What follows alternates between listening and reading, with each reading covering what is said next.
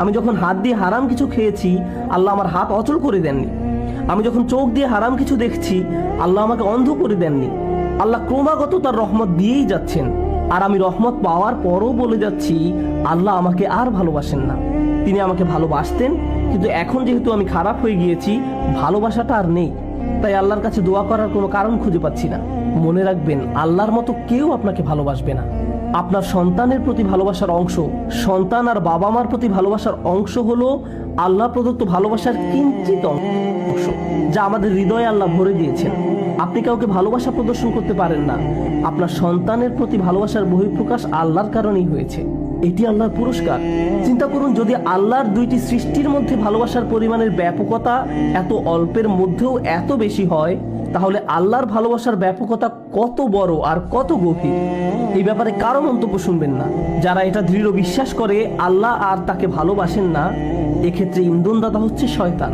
শয়তান এই কথাটি বিশ্বাস করে। শয়তান আল্লাহর কাছে ক্ষমা চায় না, কারণ সে তার শাস্তি মাথা পেতে নিয়েছে। আপনি যদি আপনার জন্য মেনে নেন, তাহলে আপনি কার পদাঙ্ক অনুসরণ করছেন সেটা একবার চিন্তা করে দেখুন। আদম আলাইহিসসালাম জান্নাতে ছিলেন। জান্নাতের মতো আরামদায়ক স্থান আর কি কোথাও আছে?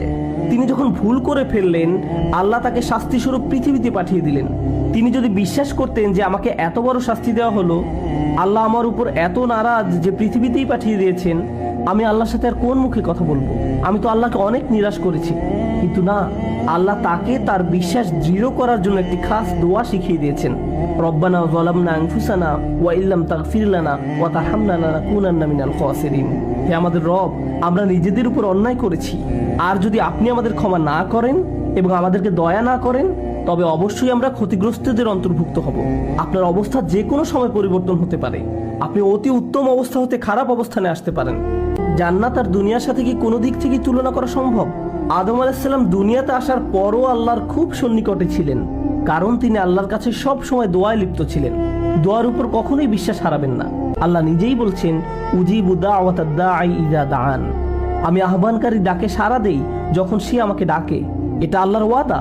আপনি যখন দোয়া করবেন, আপনার প্রথম দোয়া হওয়া উচিত আল্লাহর কাছে ক্ষমা প্রার্থনা। এমন উদাহরণও আছে যে একটি জাতি চরম পাপ কাজে নিমজ্জিত এবং সেই জাতির ধ্বংস করে দেওয়া অনিবার্য সত্ত্বেও আল্লাহ সেই জাতিকে ধ্বংস করছেন না, কারণ সেই জাতির মধ্যে এখনো কিছু লোক আছে যারা প্রতিদিন আল্লাহর কাছে ক্ষমা প্রার্থনা করছে।